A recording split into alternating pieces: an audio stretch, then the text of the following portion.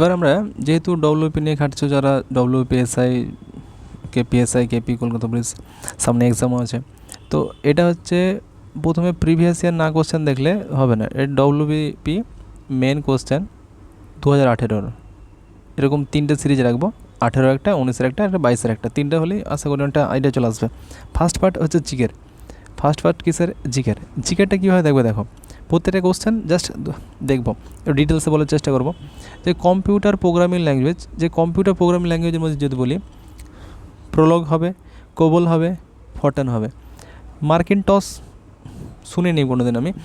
ফরটেন যেমন first computer language যেটা বলা হয় সেটা হচ্ছে ফরটেন। তো কোবল আছে, প্রোলগ আছে। প্রোলগ তো এআই ইউজ হচ্ছে এখন, তো করতে পারো ওটা, মানে ঠিক আছে। তো কম্পিউটার প্রোগ্রামের মধ্যে যদি বলা হয় কম্পিউটার প্রোগ্রামের মধ্যে, তাহলে নয় জিজ্ঞেস করেছে, সে একটু ধ্যান রাখবে কোনটা নয় কোনটা হ্যাঁ। তো যদি জিজ্ঞেস করে অ্যান্সার কি, অ্যান্সার হচ্ছে এটা আমাদের কম্পিউটার প্রোগ্রামিং ল্যাঙ্গুয়েজের মধ্যে পড়ছে না।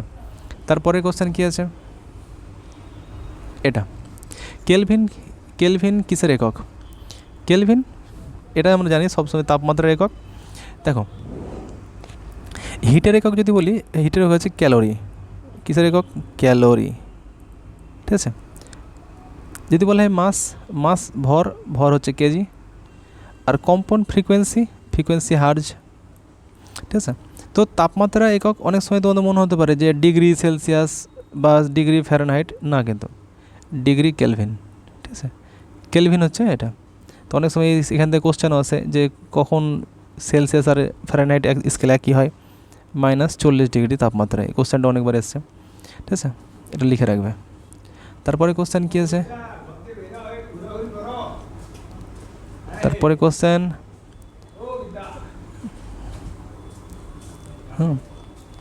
তারপরে হচ্ছে তোমার এটা হচ্ছে কি, অসামান্য অবদানের জন্য শান্তিস্বরূপ ভাটনগর পুরস্কার দেওয়া হয়, ঠিক আছে। এবার যদি জিজ্ঞেস করা হয় অসামান্য অবদান শান্তিস্বরূপ ভাটনগর পুরস্কার দেওয়া হয়, যখন শান্তিস্বরূপ, এটা আমি বলে দিতে পারি এটা বিজ্ঞান ও প্রযুক্তি, ঠিক আছে। এই বিজ্ঞান প্রযুক্তির মধ্যে অনেকগুলো আছে যেটা দেওয়া হয়, শান্তিস্বরূপ পুরস্কার দেওয়া হয়, প্লাস তোমার ডক্টর বিধানচন্দ্র, ওটা ডাক্তারের লেভেলেই বাট দেওয়া হয়। সাহিত্যের জন্য অনেকগুলো আছে, Booker prize, man Booker prize, Jnanpith prize, এগুলো আছে, ঠিক আছে। তারপরে জল সংরক্ষণের জন্য আছে, বাট আপাতত এই দুটোই মনে রাখো। বিজ্ঞানটা এটা হবে অ্যান্সার। সাহিত্যের জন্য জ্ঞানপীঠ ফ্যানপীঠ ওগুলো বলা হলো। তাহলে কি পুরস্কার ও তার অবদানটা কোন কোন ডিপার্টমেন্টের মধ্যে পড়ছে সেটা দেখে নেবে। 18 নম্বরটা হয়েছে। তারপর হচ্ছে এটা ফণী। ভারতের মধ্যে যে ফণী সাইক্লোন আছে, ফণী এটা অনেক 2018 তো কোশ্চেন, তাহলে 2018 আগে যে কোনো ফণী হয়েছিল সেটা কিন্তু উড়িষ্যাতে হয়েছিল। এখন বর্তমানে লেটেস্ট যদি বলা হয় অনেকগুলোই আসছে, তার মধ্যে রেমেল ছিল, তারপরেও আবার অনেকগুলো চলে এসছে। তো এগুলা তুমি আপডেট করতে থাকবা যে আমাদের ফণী এখন বর্তমানে কোথায় আছে, এর নাম কে দেয়, এর নাম একটা দেশ দেয়, 13টা দেশ, ঠিক আছে। যেটা ইন্ডিয়ান ওশিয়ানে যদি কোনো রকম সাইক্লোন তৈরি হয়, সেটা 13 জন মিলে 13টা দেশের রাইটস আছে যে তার নাম সিলেক্ট করে প্রত্যেকটা সাইক্লোন মানে সাইকেল ওয়াইজ, হ্যাঁ। তো 13টা আছে। তো রেমালের নাম দিয়েছিল ওমান, ঠিক আছে। এর নাম কি, তারপরে কোন দেশ দেয়, আর কোন এলাকায় ইফেক্ট করেছে, মানে এটা কোথায় ইফেক্ট করেছে, যেমন এটা উড়িষ্যাতে ইফেক্ট করেছে, ঠিক আছে। তারপরেরটা এটা কী বলছে, হনুমানকে ক্ষতি বলেছে, হনুমানকে ক্ষতিকর পশু বলে ঘোষণা করেছে কোথায়, কেরালাতে কী বলেছে যে হনুমান এটা ক্ষতিকর, মন্দিরে হয়তো কোনো সমস্যা প্রবলেম করেছে, যার কারণে এটা ঘোষণা করা হয়েছিল সেই সময়। এটা হচ্ছে কারেন্ট অ্যাফেয়ার্সের মধ্যে পড়ছে। তারপরে যদি জিজ্ঞেস করা হয় যে এই তো, এটা কিন্তু বিশাল ইম্পর্টেন্ট একটা টপিক, যে এটা কনফিউজ দেখবা, যে এটা পরীক্ষায় কোন টপিকগুলো আছে যেগুলো কনফিউজ টপিক। এটা হচ্ছে খারিফ শস্য আর রবি শস্য, দুটো শস্য আছে ভারতে মেনলি। তারপরে মানে জায়েদ শস্য আছে একটা। তো এটা মনে রাখবা যে খারিফ শস্য যেটা হয় সেটা ঠান্ডার সময় হয়, আর যেটা রবি শস্য সেটা সময় হয় তোমার বর্ষার সময়, আর এটা হয় তোমার গ্রীষ্মের সময়, ঠিক আছে। তো রবি শস্য হচ্ছে বর্ষার সময় হয়। তো আমরা বলতে পারি শশা হতে পারে, পাট হতে পারে, না শশা আমরা মেনলি এখানে বলতে পারি গ্রীষ্মের সময় হয়। আলু রিসেন্টলি হলো তো বলতে পারি। গম কিন্তু কিসে হয়, ঠান্ডার সময় হয়। তো তো গম কিসে হয়? ঠান্ডার সময়। এটা জানি আমরা, গমের শীষ লাগে সরস্বতী পুজোর সময়, অনেক সময়, এটা জানো তোমরা হয়তো। মানে টপিকটা মেন কথা ধরবা কি, তোমরা টপিকটা ধরবা যে খারিফ শস্য এটা প্রবলেম হতে পারে, এই প্রবলেমগুলো আমি ক্লিয়ার করে রাখবো এখনই। প্রিভিয়াস ইয়ার কিন্তু বিশাল মানে আয়না ধরতে পারো এক টাইপের। সিন্ধু সভ্যতা তোমাদের করানো হয়েছে, সিন্ধু সভ্যতা। সিন্ধু সভ্যতায় কোন ধাতুটির ব্যবহার ছিল না সেটা আমরা সবাই জানি, লোহার ব্যবহার ছিল না। ঠিক আছে, লোহার ব্যবহার কখন হয়েছে তাহলে? অবশ্যই মনে রাখবা, লোহার ব্যবহার প্রথম শুরু হয়েছে লেটার বৈদিক পিরিয়ডে। লেটার বৈদিক পিরিয়ডে আরেকটা জিনিস শুরু হয়েছিল, যেটা হচ্ছে ঘোড়ার ব্যবহার। ঘোড়ার ব্যবহার শুরু হয়, ঘোড়ার ব্যবহার শুরু হয়, আর লোহার ব্যবহার শুরু হয় পরবর্তী বৈদিক যুগে। ঠিক আছে, যদি যদি জিজ্ঞেস করা হয় প্রথম ধাতু কোনটা ব্যবহার করা হয়, তাহলে অবশ্যই বলবো কিন্তু কপার, তামা। এটা হচ্ছে প্রথম ধাতু ব্যবহৃত, মানুষ দ্বারা ব্যবহৃত প্রথম ধাতুর নাম হচ্ছে ওটা। যে ছিল অ্যামেন্ডমেন্ট, ভারতীয় সংবিধানে কোন সংশোধনের মাধ্যমে ভোটাধিকার অধিকার 21 বছর থেকে 18 বছর করা হয়? যখন 26শে জানুয়ারি 1950 সাল ছিল, তখন মানুষ 21 বছর না হলে ভোট দিতে পেত না। সবাই ভোট দিতে পারতো, যে কিন্তু 21 বছর ছিল মিনিমাম, এটা প্রায় মানে মিনিমাম ইয়ার, ঠিক আছে, মিনিমাম বয়স। যার কারণে এটা আস্তে আস্তে ডেভেলপ হলো, পুরো নেশন শিক্ষিত হতে লাগলো, সেজন্য এটাকে 18তে করা হলো। কত সালে করা হয়েছে? 1988 সালে একটা আইনে করা হয়েছে। 1988 সালের আইনে, কিন্তু এটা লাগু হয়েছে 1989 সালে। আইনটা কী ছিল? 61তম সংবিধান সংশোধন, 1988 সালের আইন, যেটা 1991 সালে লাগু হয়। 61তম সংবিধান সংশোধন এটা। সেই সময় আমাদের প্রধানমন্ত্রী কে ছিলেন? অবশ্যই রাজীব গান্ধী। রাজীব গান্ধী, ঠিক আছে, রাজীব গান্ধী ছিলেন। এটা এটা ক্রোনোলজি। এই ক্রোনোলজিগুলো তোমার ইজি ক্রোনোলজি পড়ছে, যদি হায়ার র্যাঙ্কে পরীক্ষা দাও তো এইগুলো আরও ডেপথ হয়ে যাবে। কী আছে? স্বদেশী আন্দোলন। আমাদের ভারতে স্বদেশী আন্দোলন শুরু হয়েছিল 1905 সালে। 1905 সালে গোপালকৃষ্ণ গোখলে, মানে কলকাতা অধিবেশন, ঠিক আছে, সরি বেনারস অধিবেশন। 1905 সালে গোপালকৃষ্ণ গোখলে বেনারস অধিবেশনে এটা শুরু হয়েছিল, বেনারস অধিবেশনে, ঠিক আছে। গোপালকৃষ্ণ গোখলে ছিলেন, গোপালকৃষ্ণ গোখলে ছিলেন তোমার সেই সময় কংগ্রেসের সভাপতি। খিলাফত আন্দোলন, খিলাফত আন্দোলন আমরা জানি, খিলাফত আন্দোলন 1919 সালে শুরু হয়। 1919 সালে, কারণ যে দ্বিতীয় বিশ্বযুদ্ধের সময়, দ্বিতীয় ওয়ার্ল্ড ওয়ার 2 এর সময়, 14 থেকে 19,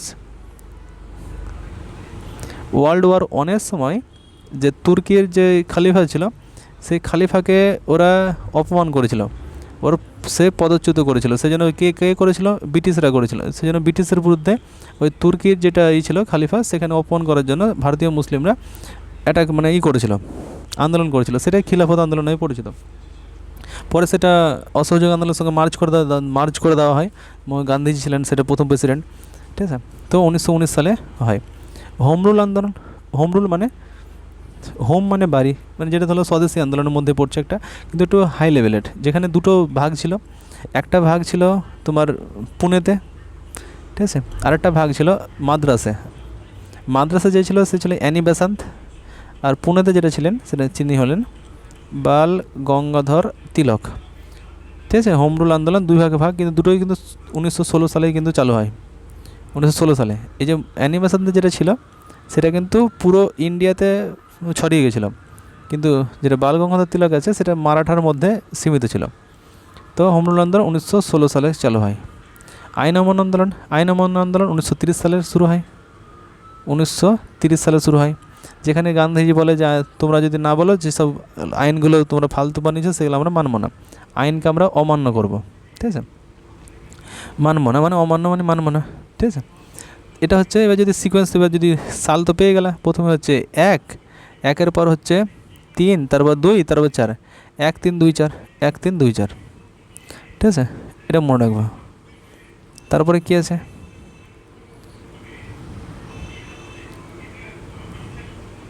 হ্যাঁ, এটা জিকের মধ্যে পড়ছে না, জিআইয়ের মধ্যে পড়ছে, তবুও জিকে না জানলে তুমি এটা জিআইটা পারবে না। তোমার যদি জিকে না থাকে জানা, তাহলে তুমি পারবে না। যেমন হিমোগ্লোবিনের মধ্যে থাকে আয়রন, হিমোগ্লোবিনের মধ্যে থাকে আমাদের রক্ত থাকে, রক্তের মধ্যে থাকে হিমোগ্লোবিন, হিমোগ্লোবিন, ঠিক আছে, আরবিসিতে থাকে। আর আরবিসির লোহিত রক্তকণিকার নামই হচ্ছে লোহিত, মানে লোহা থাকবে, তো সেজন্য হচ্ছে কী থাকে? আয়রন থাকে। সেরকম আমাদের গাছের মধ্যে থাকে ক্লোরোফিল। ক্লোরোফিল কী হয়? একটা হচ্ছে একটা ক্রোমাটিড, যেটা কিনা একটা রঞ্জক পদার্থ, এই রঞ্জক পদার্থের মধ্যে এই রঞ্জক পদার্থের কারণে মানে গাছ সালোক সংশ্লেষে সাহায্য মানে গাছ সালোক সংশ্লেষ করতে পারে। এই সালোক সংশ্লেষের জন্য সবচেয়ে যেটা থাকে সেটা হচ্ছে ম্যাগনেসিয়াম থাকে। কি থাকে?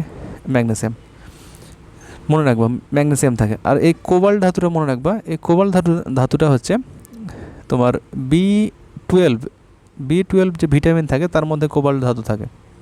অনেক সময় পরীক্ষায় পড়ে বি টুয়েলভের মধ্যে কোন ধাতু থাকে? কোবাল্ট। এটা সেই সময় ভালো খেলছিলেন রানী স্বর্ণবাদ কোন খেলার সঙ্গে যুক্ত? অবশ্যই শুটিং খেলার সঙ্গে যুক্ত। কে কোন খেলার সঙ্গে যুক্ত একটা নোট বানিয়ে নিও। বর্তমানের সাপেক্ষে কোন খেলার সঙ্গে কে যুক্ত এটা বানিয়ে নেবা। এটা মেনলি ফোকাস করবা এশিয়ান গেমস, কমনওয়েলথ গেমস, আর রিসেন্টলি কোনো যদি কেউ অ্যাওয়ার্ড পায়, ঠিক আছে সেটা। তারপরে কি?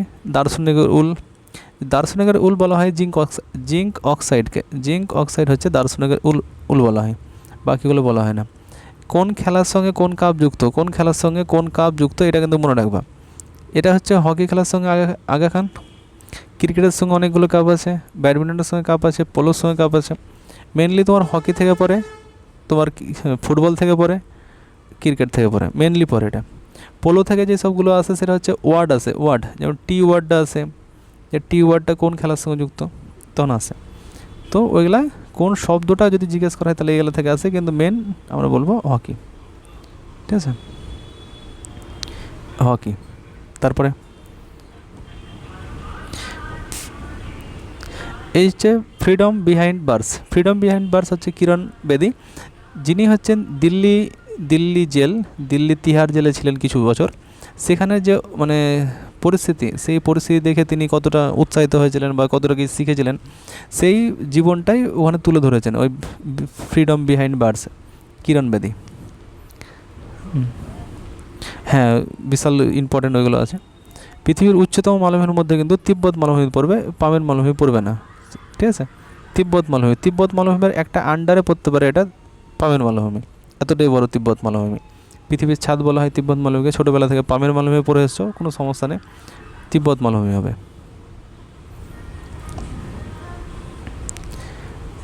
মেন কথা এটাও জিআইয়ের মধ্যে আছে, বাট জিকের মধ্যে ধরতে পারো। এটা বারবার আসে, এটা তোমাদের রাজ্য রাজধানী টপিকগুলো বারবার এই কারণে করতে বলা হয়। রাজ্য রাজধানী যেখানে লেখা আছে দেখো পুরো ডিটেলসে। ব্যাঙ্গালোর কার রাজধানী? কর্ণাটক।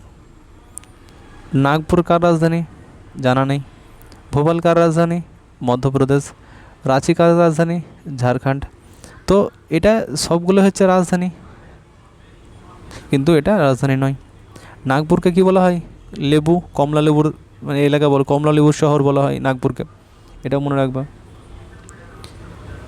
তারপরে কি? নালন্দা বিশ্ববিদ্যালয় অবশ্যই প্রথম কুমারগুপ্ত করে, যেটা হচ্ছে দ্বিতীয় চন্দ্রগুপ্তের ছেলে হচ্ছে কুমারগুপ্ত। এখানে যে ইউনিভার্সিটিগুলো আছে 3-4টে ইউনিভার্সিটির নাম মনে রাখবে। মেন কথা এটা নালন্দা আছে, আর বিক্রমশিলা ইউনিভার্সিটি সেটা ধর্মপাল করে, ঠিক আছে। এই দুটো মনে রাখবে, বিক্রমশিলা ধর্মপাল, আর নালন্দা ইউনিভার্সিটি হচ্ছে প্রথম কুমারগুপ্ত।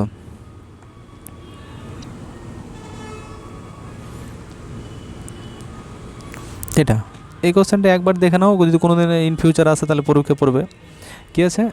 মৌলের এলিমেন্ট, পরমাণুর অ্যাটম, নিউটন সংখ্যা 1, প্রোটন সংখ্যা ভিন্ন, তাকে কি বলে? এখানে একটা জিনিস মনে রাখবা, 3টে জিনিস হয়। একটা হচ্ছে প্রোটন সংখ্যা একই, একটা হচ্ছে নিউটন সংখ্যা একই, একটা হচ্ছে ভর সংখ্যা মানে প্রোটন সংখ্যা প্লাস নিউটন সংখ্যা, ঠিক আছে, একই।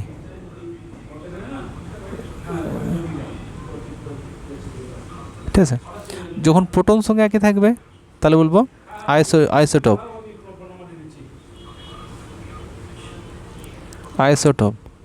যদি নিউটন সংখ্যা একই থাকে তাহলে বলবো আইসোটোন। আর যদি প্রোটন সংখ্যা নিউটন সংখ্যা মানে হচ্ছে তার ভর সংখ্যা যদি একই থাকে তাহলে আমরা বলবো আইসোবার। 3টে আলাদা জিনিস। ভর সংখ্যা একই, আইসোবার দন্তান্ন থাকছে, তার মানে এখানে দন্তান্ন আছে, এটা মনে রাখা খুব সহজ। এখানে প, এখানে প, পোটনে প আছে, প একই, টোন আছে, টোন। এখানে কি ভর আছে, র, র এ র, এভাবে মনে রাখতে পারো। আইসোমার মনে রাখে না আবার, বার। ঠিক আছে, তো এই তিনটে জিনিস মনে রাখার জন্য এটা বলে এটাকে। হ্যাঁ, আবার এখান থেকে একটা কোশ্চেন আসে, এখান থেকে আসে না, মানে আবিষ্কার নিয়ে থাকে, প্রোটন, ইলেকট্রন আর হচ্ছে নিউটন। যে এর আবিষ্কারকর্তাকে, এর আবিষ্কর্তা, এর আবিষ্কর্তা নিয়ে কোশ্চেন আসে, বারবার কনফিউজও হয়ে যায় সবাই। তো এটা মনে রাখবা, ইট নিচে পড়ে। ঠিক আছে, ইট, আই ফর হচ্ছে, ই ফর হচ্ছে ইলেকট্রন, আর নিচে মানে নিউটন, আর পি ফর প্রোটন। এর যে ডান দিকে যেটা ট আছে, এটা হচ্ছে যে Thomson, T, T for Thomson, যে থমসন। চ, চ আছে নিউটনের ক্ষেত্রে স্যাডউইক। ঠিক আছে, স্যাডউইক, স্যাডউইক। র, র ফর রাদারফোর্ড। তাহলে প্রোটন আবিষ্কার করে রাদারফোর্ড, নিউটন আবিষ্কার করে চ্যাডউইক, আর ইলেকট্রন আবিষ্কার করে হচ্ছে যে থমসন। এটা কোশ্চেনটা আছে মনে রাখার জন্য ওটা। এই দেখো, সূর্য থেকে এতবার কোশ্চেনটা এসছে যে কোশ্চেনটাও বলবো লজ্জা পেয়ে গেছে যে ভাই আর দিস না আমাকে, আর ভালো লাগে না। সূর্য শক্তির প্রধান উৎস কি? সূর্য শক্তির প্রধান উৎস হচ্ছে হাইড্রোজেন আর হিলিয়াম। হাইড্রোজেন আর হিলিয়াম। হাইড্রোজেন হিলিয়াম কেন? কারণ এটা সবচেয়ে হালকা, হালকা, ঠিক আছে, হালকা, সবচেয়ে হালকা গ্যাসের নাম কি? হাইড্রোজেন। তো এটা পুরো বিশ্বব্রহ্মাণ্ডে সবচেয়ে বেশি পাওয়া যায়। পুরো বিশ্বব্রহ্মাণ্ডে যদি সবচেয়ে হালকা ধাতু মানে যে গ্যাসটা পাওয়া যায় সেটা হচ্ছে হাইড্রোজেন। ঠিক আছে, আমাদের যদি বলা হয় পৃথিবীর বায়ুমণ্ডলে তাহলে নাইট্রোজেন, পৃথিবীর ভেতরে তাহলে বলবো অক্সিজেন। তিনটা জিনিস লিখে রাখবে। বিশ্বব্রহ্মাণ্ডে, বিশ্বব্রহ্মাণ্ডে হচ্ছে হাইড্রোজেন। যদি বলা হয় আমাদের পৃথিবীর বায়ুমণ্ডলে, বায়ুমণ্ডলে নাইট্রোজেন। আর যদি বলে পৃথিবীর অভ্যন্তরে, পৃথিবীর অভ্যন্তরে তাহলে হচ্ছে অক্সিজেন। এই তিনটে জিনিস মনে রাখবে। তিনটে আলাদা জিনিস বাট দরকার আছে। এখানে একটা জিনিস মনে রাখবা, পৃথিবীর যে এই যে সূর্য যে শক্তি হচ্ছে সেটা তো এই দুটো গ্যাসের জন্য হচ্ছে। দুটো গ্যাস কী করে? দুটো গ্যাস হচ্ছে, দুটো হাইড্রোজেন গ্যাস সংযোজিত হয়, সংযোজন হয়, সংযোজিত হয়ে হিলিয়াম করে, যার ফলে এরপরে বিশাল পরিমাণে হিট তৈরি হয়, হিট, যার ফলে তোমরা দেখতে পাও মানে সূর্য জ্বলছে। তো দুটো হাইড্রোজেন কণা মিলিত হয়ে হিলিয়াম কণা তৈরি করে, যার ফলে প্লাস হিট তৈরি হয়। ঠিক আছে, তো এইটা কেন্দ্রে হতে থাকে। এই সূর্য শক্তির প্রধান উৎস কী বললাম? তাহলে এটা এই দুটো গ্যাস প্লাস হচ্ছে সংযোজন। এটা লিখে রাখবা, এই কোশ্চেনটা অনেকবার পরে। নিউক্লিয় সংযোজন, যেটাকে ইংলিশে বলে nuclear, nuclear fusion, nuclear fusion. ঠিক আছে, নিউক্লিয়ার ফিউশন, এর মনে রাখবা। আর একটা জিনিস পাওয়া যায় সেটা হচ্ছে নিউক্লিয় বিয়োজন। বিয়োজনটা হচ্ছে nuclear, nuclear fission, fission, FISSION। Fission মানে হচ্ছে বিয়োজন, যেটা অ্যাটমিক বমের পাওয়ার, অ্যাটমিক বম, নিউক্লিয়ার নয়, এটা পরমাণু বম হয়, পরমাণু বম বলতে পারো, অ্যাটমিক বম, পরমাণু বম। পরমাণু বমের যে শক্তি সেটা কিন্তু এই নিউক্লিয়ার ফিশন বা নিউক্লিয়ার বিয়োজন থেকে আসে। আর যদি এখান থেকে একটা হাইড্রোজেন বম বলে, সেম মিনিস, হাইড্রোজেন আছে মানে হাইড্রোজেন, হাইড্রোজেন যেখানে বলবে সেখানে বলবো। যদি জিজ্ঞেস করা হয় হাইড্রোজেন বম, হাইড্রোজেন বমের শক্তি যদি বলা হয় তাহলে বলবো আমরা নিউক্লিয়ার সংযোজন। আর যদি বলা হয় অ্যাটম বম বা পরমাণু বম তাহলে বলবো নিউক্লিয়ার ফিশন। তারপরে এটা এই কোশ্চেনটা বারবার ঘুরিয়ে ফিরিয়ে আসে, German silver, German silver, German নাম জার্মান সিলভার, কিন্তু সিলভার কোনো রকম থাকে না, সেজন্য এটা কোশ্চেনটা আসে। কী আছে যে তামা, দস্তা, নিকেল, কপার, জিঙ্ক, নিকেল। অনেক সময় কোশ্চেনটা দেয় যে bronze, bronze, copper plus tin. ঠিক আছে, ব্রাস, কপার প্লাস জিঙ্ক। ঠিক আছে, ব্রাস, ব্রোঞ্জ অনেক সময় পরে এটা। তারপরে কি অ্যাসিড বৃষ্টি। অ্যাসিড বৃষ্টি আমাদের বায়ুমণ্ডলে থাকা দুটো গ্যাসের জন্য হয়, যেটা হচ্ছে সালফার ডাইঅক্সাইড, নাইট্রোজেন ডাইঅক্সাইড। ঠিক আছে, এই দুটো গ্যাস বাতাসের কণার সঙ্গে মিশে সেখানে সালফিউরিক অ্যাসিড H2SO4 তৈরি করে, আর এখানে নাইট্রিক অ্যাসিড HNO3 তৈরি করে, যার ফলে যত মনুমেন্টস আছে, অ্যাসিড বৃষ্টির ফলে যত মনুমেন্টস আছে, শিলাসৌধ আছে, যেটা তো মার্বেলে তৈরি হয়, মার্বেলে তৈরি হওয়ার কারণে সেইগুলোর উপর একটা অধক্ষেপ পড়ে যায়। অধক্ষেপ পড়ে গেলে ওর উপর যে একটা চকচকে ভাব থাকে সেটা নষ্ট হয়ে যায়। সেজন্য অনেক সময় কোশ্চেনটা আসছে মনুমেন্ট বা স্মৃতিসৌধের যত রকম আছে সেইগুলোর যে দিন দিন তার চমকটা নষ্ট হয়ে যাচ্ছে, সেটা কী জন্য? অ্যাসিড বৃষ্টির জন্য। এবার যদি বলে সেটা কী জন্য, বাতাসে থাকা সালফার ডাইঅক্সাইড আর নাইট্রোজেন ডাইঅক্সাইডের জন্য হয়, যেটা হচ্ছে নাইট্রিক অ্যাসিড, হচ্ছে সালফিউরিক অ্যাসিডের কারণে হয়।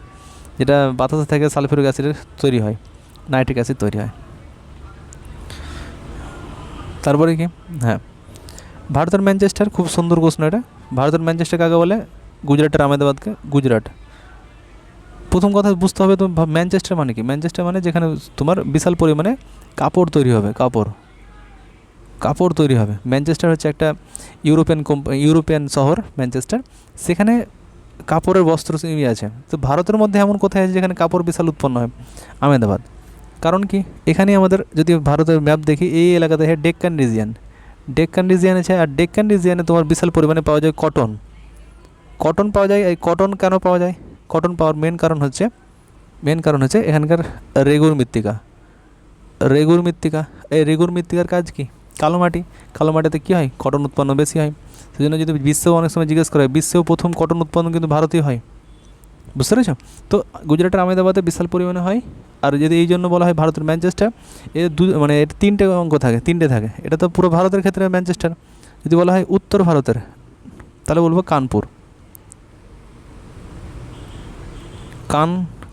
লিখছি আবার, কানপুর, উত্তরপ্রদেশের কানপুর। আর যদি বলা হয় দক্ষিণ ভারতে যদি জিজ্ঞেস করা হয়, তাহলে বলবো কোয়েম্বাটুর। এটা মনে রাখবা, খুব ইম্পর্টেন্ট। কানপুর, কোয়েম্বাটুর, উত্তর ভারতের, দক্ষিণ ভারতের। যদি বলে ভারতের, তাহলে বলবো আহমেদাবাদ।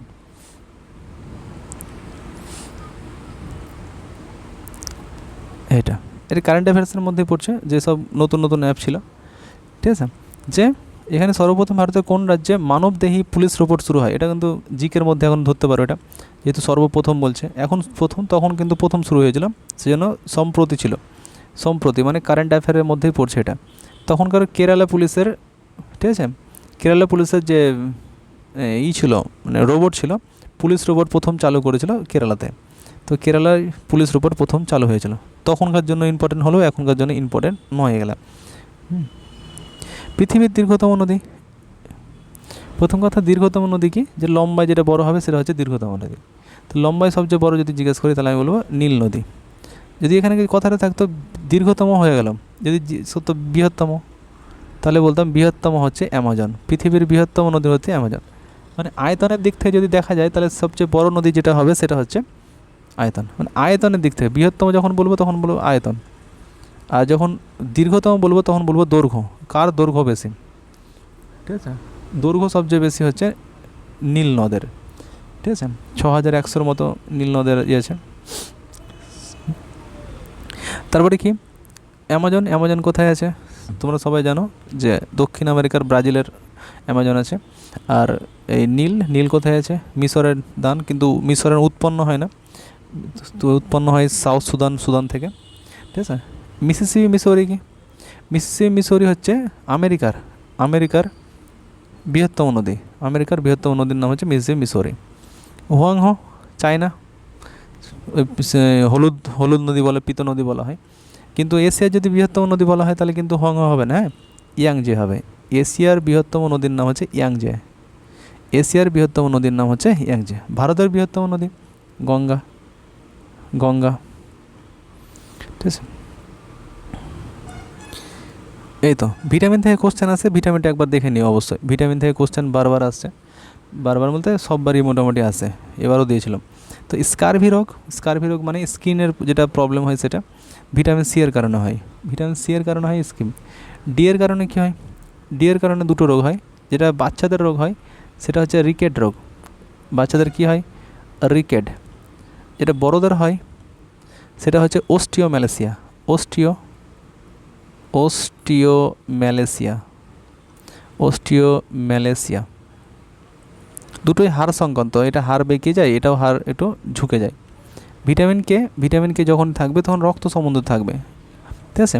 রক্তাল্পতা, রক্তাল্পতা, রক্তাল্পতা। ভিটামিন এ, ভিটামিন হচ্ছে রাতকানা, রাতে দেখতে সমস্যা হয়, মানে ঝাপঝাপঝাপ, তো এটা রাতকানা। রক্তাল্পতা এটা এদের এখানে যেমন এটা জাস্ট নর্মালভাবে জিজ্ঞেস করেছে যে কী রোগের কারণ হয়, এটা তোমার পড়ে যে রাসায়নিক নাম, ঠিক আছে। রাসায়নিক নাম মনে রাখার জন্য একটা মানে ছোট লজিক মনে রাখবা যে রথ पर एक ট্রফি, মানে মেন কথা এ পর কেটে দেবা, রথে একটা ট্রফি লিখে দাও, তাহলে বুঝতে সুবিধা হবে। রথে একটা ট্রফি আছে, রথে একটা ট্রফি। র র হচ্ছে, এটা হচ্ছে এ, এটা হচ্ছে B1, এটা হচ্ছে সি, এটা হচ্ছে ডি, এটা হচ্ছে ই, এটা হচ্ছে এফ। বি এর মধ্যে ভাগ আছে, ওটা আবার পরে দেখবো আমরা। আর র, রথ এ, এটা হচ্ছে A for retinol, retinol. B, B হচ্ছে থায়ামিন। সি হচ্ছে ascorbic acid, ascorbic acid. K হচ্ছে ক্যালসিফেরল।